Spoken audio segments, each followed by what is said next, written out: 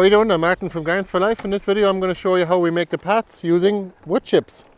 The wood chips are great to suppress weeds on the paths, but also keep your feet clean and dry as well for the whole growing season. So let's get into it. Either you can use a giant shovel or you can use buckets. I'd say buckets are probably the handiest way. You could use a wheelbarrow, but the paths are a little bit too narrow to dump out a wheelbarrow, because half of the wood chips will actually go onto the garden beds then. So thank you, Jacob, for filling the buckets. We'll come back to you in a second. So these are the paths here. You can see. We also have some extra wood chips over here, so we're going to use those. I've had my concerns about a bit of grass here in the path. I might pull that up a bit just to suppress it a little more, but I think it won't come through if you put down enough wood chips. I don't think it's going to be an issue.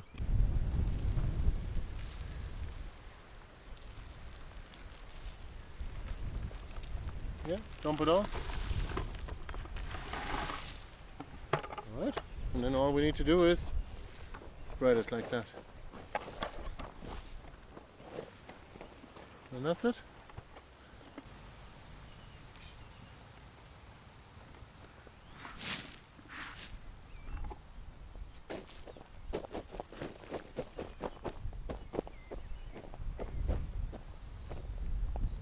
There you go. Just like magic.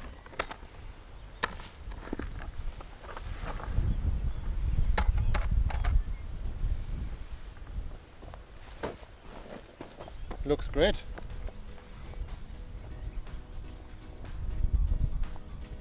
There we are. Well, we're going to do that with the rest of the garden here, and that's it.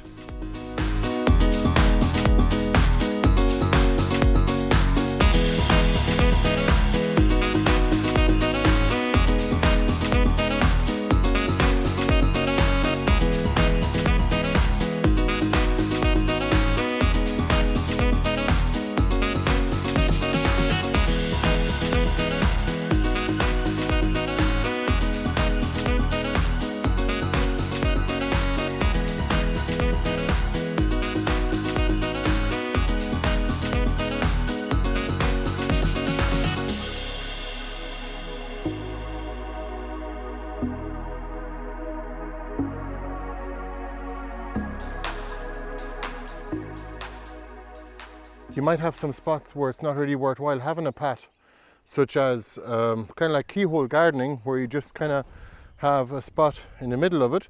For example, over here, you see that? And I have a step over to it, like this. So you can have a step or a stepping stone. We used to actually put down stones, but they are not really practical and kind of slippery after a while. And they make habitat for slugs as well. So instead I just make a little stepping stone like this, and I pour wood chips on it. Sometimes it's even worth just having a step, but look, it gives me access 360 all the way around, and I can get rid of all the weeds or service the plants, mainly just for weeding, especially until our cultivated plants form a canopy. But look, it's handy. I don't really need a path, because I can make the most of the growing space here to get over there, and we can cultivate that area over there afterwards. But let's show you. Take the wood chips. It's a little bit on the heavy side now. So all I do is pour a bit of wood chips and then flatten it. You don't want to mix the wood chips with the compost, because then the old nitrogen may get robbed from the compost, but we put down about 4 or 5 inches of compost here, so that's plenty of nitrogen. I might even put a little bit here on my step, which I've not done before, but why not? So that other people know where there is a step. Oh, and it looks nice too, and it's not slippery, and it doesn't really give habitat to the slugs. The paths are done, and I think this garden is almost finished. We basically just need to plant up a few more bits and finish the top corner. I hope you enjoyed the video, and thanks for watching. If you want to support us, you can just give us a thumbs up if you don't mind on whatever platform you're watching this, or you can join us on Patreon, or you can join our membership support community. That would help us out a lot. Or you can go to our online shop where you can avail of plants and cuttings and workshops as well that are hosted locally. Thanks a million. We'll see you the next time. And please do check out the playlist on our website or on our YouTube channel if you haven't looked at it yet. There is a playlist on how to start your no-dig garden, pretty much from start to finish. We'll give you updates on this garden back here in the next few weeks. Bye bye.